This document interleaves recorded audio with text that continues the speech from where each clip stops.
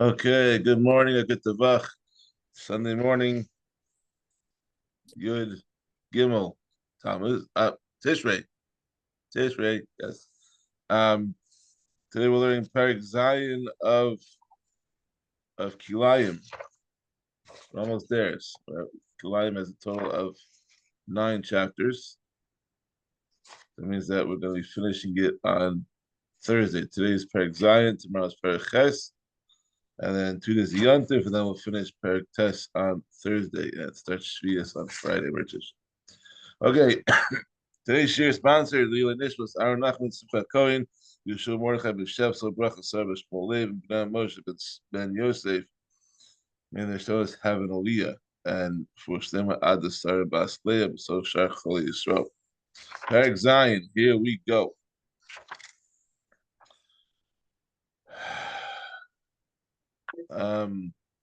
Today we're talking about how to grow new grapevines. That's through what the process is called havracha, means layering.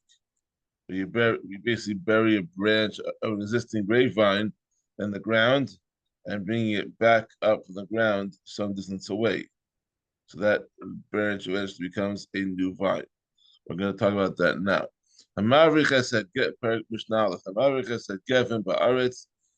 If a person layered a grapevine in the ground, the law is that if okay, the law is that if there is not at least 3 tvachim of earth on top of the branch, lo yavi zera leha, he may not plant seed directly above it. Why? Because the roots of the new plant are likely to go into it and penetrate the berry branch. This will result in the forbidden grafting of other species onto the grapevine. Afilu havricha v'dalas or basila. This is prohibited even if you layer the branch through a gourd or a pipe. As long as there are less than 3 tvachim of earth above the branch, the roots may go through the gourd or pipe and into the very branch of the vine. If, however, he layered it through a rock, even if there are only 3 finger breadths of earth on top of it, he is permitted to plant other seeds.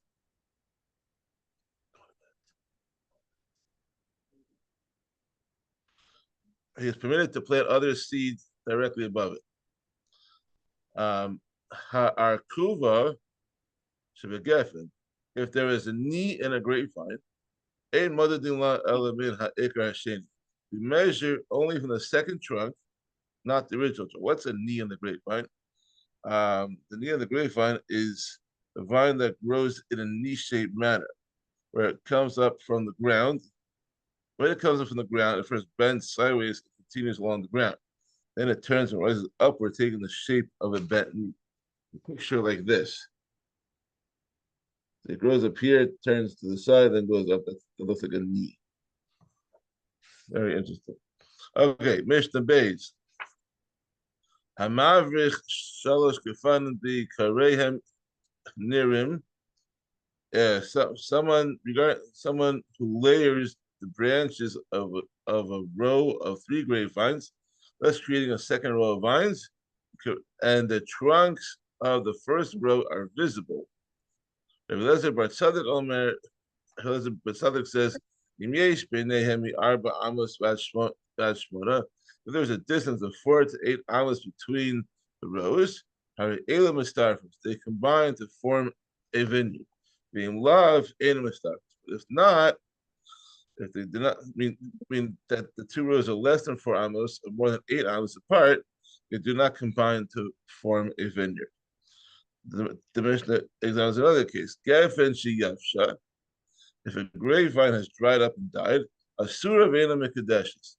It is forbidden to plant other seeds in its work area because people may think that it is a live vine that has lost its leaves. Nevertheless, if other seed was planted there, it does not prohibit the produce. Remeir says, so too with regard to the cotton plant, us serve Mekadesh. It is forbidden to plant other seeds in its work area, since the cotton plant is similar to the grapevine. However, it does not prohibit the produce of a seed that was planted there. Rabbi Lazar Bar Tzadok Omer Mishma. Rabbi Lazar Bar Tzadok says in a mayor's name, Af al pi hagef asareinu v'kadesh. So too, above a grapevine, it is forbidden to plant other seeds, yet it does not prohibit the produce that grows afterwards. Going on to Mishnah Gimel. Okay, so Elu Osrin Below Mekachin.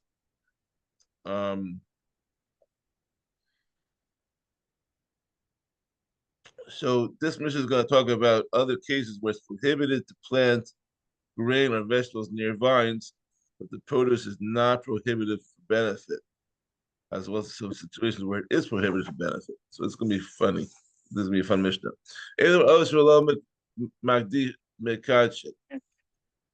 The situation in the following four areas forbid planting seeds of other species there, but does not prohibit the produce that grows there.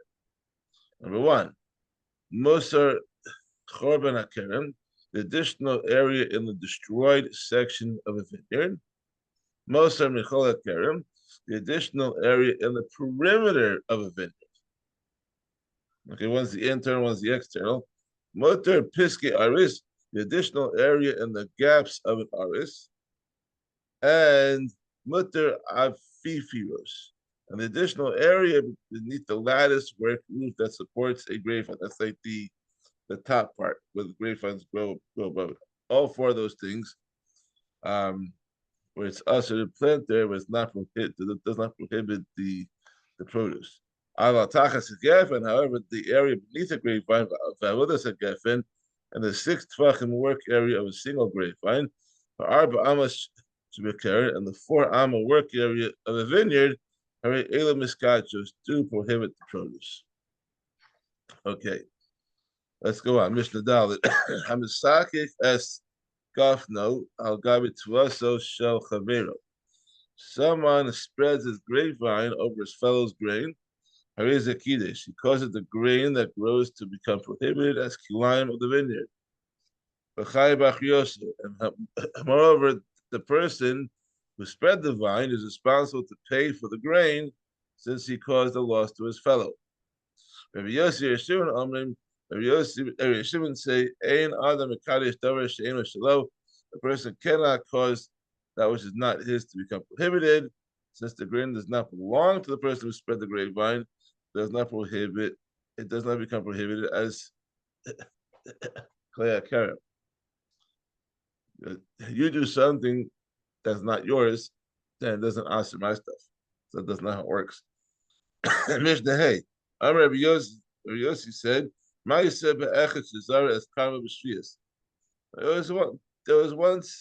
was one time that someone planted another species in his vineyard during Shemitah. And it came to and Rabbi Akiva was informed of this. And Rabbi Akiva said the person cannot cause something that's not his to become prohibited, therefore the produce is not prohibited. That was just like some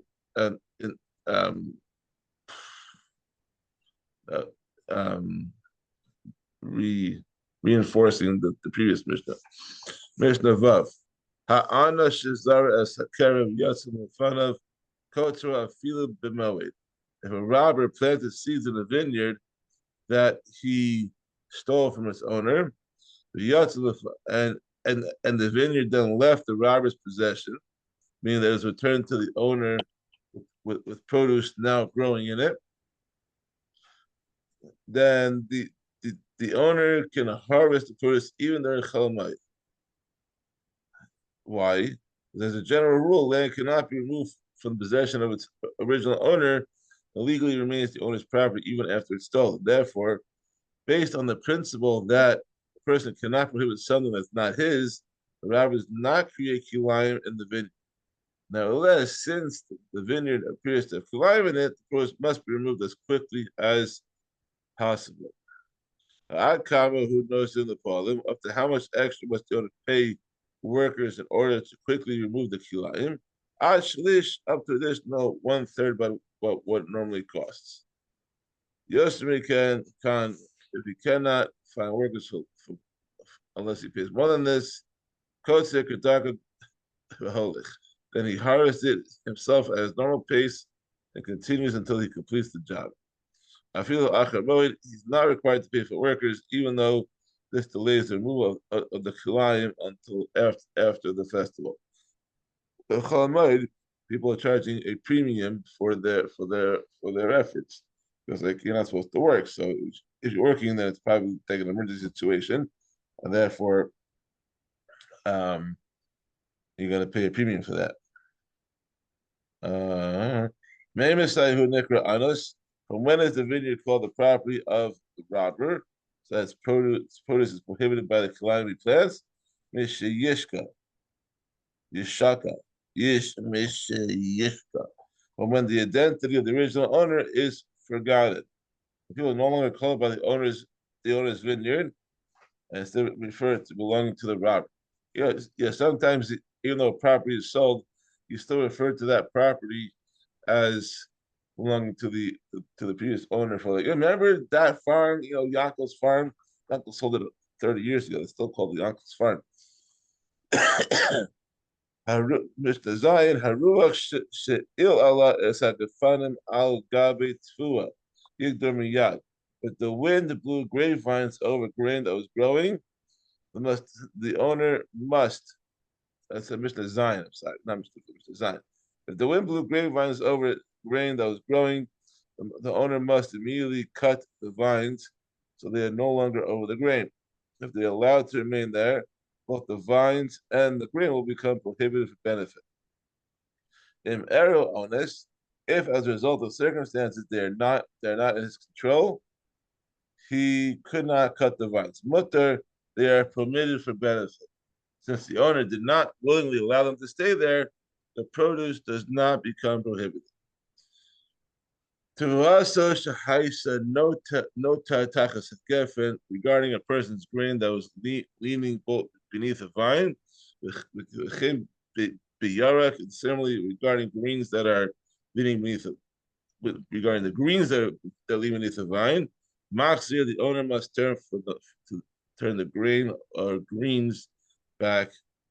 One more time. The owner must turn the grain or the greens back away from the vine. However, if they're not turned back, the vine does not make the grain or greens prohibited. Maybe aside to a miskadesh. This from when in its development can grain become prohibited for benefit as line of the vineyard? Tashrish, and when the grains take root. And from when can grapes become prohibited for benefit?